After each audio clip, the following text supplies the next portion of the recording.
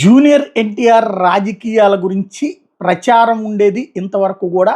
అతను రాడు అన్నటువంటిదే తన సన్నిహితులు చెప్పుకొచ్చేది. భవిష్యత్తులో వస్తాడు కానీ సినిమాలు పీక్లో ఉన్నప్పుడు రాడు అని. అయితే ఈ జ్యోతిష్కుడు స్వామి మాత్రం గతంలో చేసిన వ్యాఖ్యలే మళ్ళీ మరొకసారి సోషల్ మీడియాలో వైరల్ కొత్తగా చెప్పింది కాదు.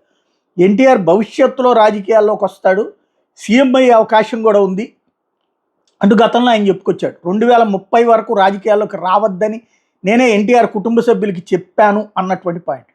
ఇప్పుడు తాజాగా ఈ అంశాన్ని మరొకసారి ఎందుకో ఎవరు తీసుకొచ్చారో కానీ అకస్మాత్తుగా తెర మీదకి తీసుకొచ్చారు. అది లోకేష్ యాంటీ శక్తులు ఏమన్నా కావాలని తీసుకొస్తున్నాయా అన్నది తెలియదు.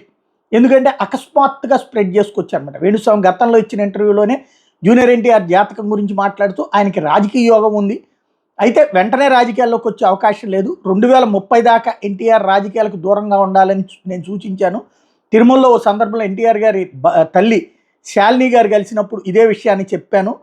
భవిష్యత్తులో అయితే మాత్రం ఆయనకి సీఎం అయ్యే యోగం ఉంది, జూనియర్ ఎన్టీఆర్కి రాజయోగం ఉంది అన్నటువంటి చెప్పుకొచ్చారు. అప్పుడు ఆ విషయాల్ని ఇప్పుడు వైరల్ చేస్తున్నారు. వాస్తవంగా ఇప్పుడు 2030లో రావాలని, 2030లో వస్తే అప్పుడు ఆయన 2034 ఎలక్షన్స్ కోసం చూసుకోవాలి.